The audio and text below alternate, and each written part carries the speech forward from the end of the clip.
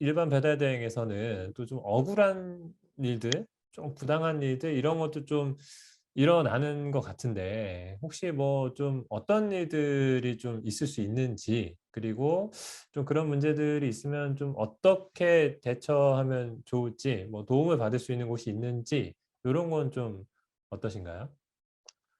예. 뭐 일반 대행에서 뭐 억울한 일을 당하는 경우라는 거는 뭐 주변에 좀 많이 있습니다. 특히 인제 대행 업체라고 하는 게 뭐 많이 들어본 생각대로 바르고 부릉 뭐 여러 인제 어 큰 기업처럼 보이지만 실제 일하는 대행사 개개인이 개인 사업자이기 때문에 이 본사랑 관계에서도 본사가 강제하기도 좀 어려운 요런 구조에 있습니다. 그래서 지점장의 성향에 따라서 굉장히 폭력적인 지점장도 있고 뭐 그러기 때문에 어 뭐 예를 들면 강제 배차를 막는다든지 내가 일하는 날이 아닌데 "콜이 많으니까 나와서 일을 해라." 이렇게 강요한다든지 얼마 전에는 사무실에서 강제로 "너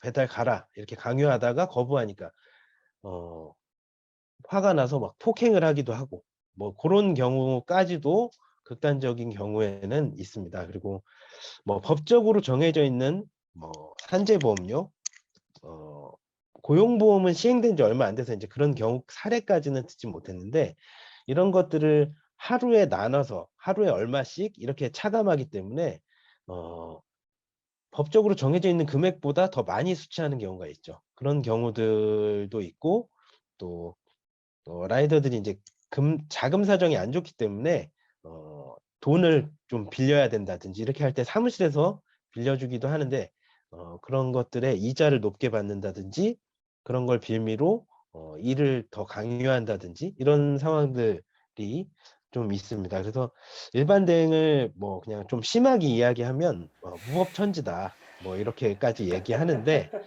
뭐 그런 경우에 동료 라이더들하고도 좀 이야기해서 그런 문제를 같이 해결해 보고자 좀 이야기해 보는 것도 필요하고 이 라이더들끼리 해결하는 데 좀 힘들다. 그러면 라이더 유니온 같은 노동조합에 도움을 요청하면 그런 사례들 저희가 인제 전국적으로 그런 문제들에 대해서 다 이 정보를 모아서 함께 대응하고 있기 때문에 그런 노하우도 어느 정도 쌓여 있고 이런 것들을 대처하기 위한 시스템도 어느 정도 갖춰 있기 때문에 노동조합에 도움을 요청하시면 좋을 것 같습니다.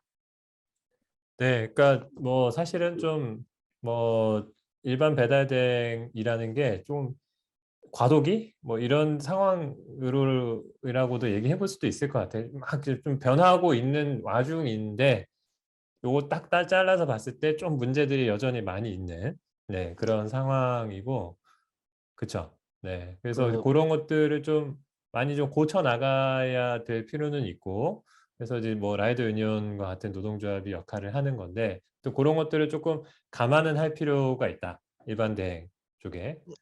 네. 그러니까 다 그런 건 아니지만 이게 음. 시스템적으로 사업주가 그냥 알아서 하는 시스템이기 때문에 어 좋은 사업자를 만나면 괜찮은 사업자도 있지만 이런 악덕 사업자를 만나면 극단적으로는 요런 안 좋은 케이스도 발생할 수 있다 이런 걸 말씀드리는 거고 이런 것들을 노동조합이 좀 제도적으로 시스템적으로 이 산업이 좀 더 투명하고 공정하게 운영될 수 있도록 노력하고 있다 이렇게 말씀드리고 싶습니다.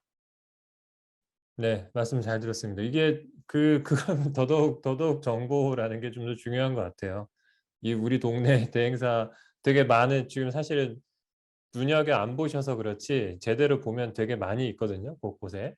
사무실들 많은데 어떤 곳이 어떤 성향, 어떤 방향으로 좀 운영이 되는 건지 이런 것들 좀 잘 알고 있을 필요가 있지 않을까라는 생각이 듭니다. 작년에도 산재 사고가 있었던 걸로 알고 있고 올해도 또 좀 사고가 있었던 걸로 알고 있어서 혹시 이게 좀 뭐 오토바이 배달하시는 분들이 또 사고라는 게 늘상이제 좀 존재하는 거니까 좀 어떤 경우들을 좀 유의하거나 조심해야 될 필요가 좀 있을 것도 같아서 제 일을 하다가 사고가 났어요. 라이더가 사고가 났어. 그러면 산재는 어떻게 신청하는 거고 어떤 절차를 통해서 산재라는 게 되는 거예요?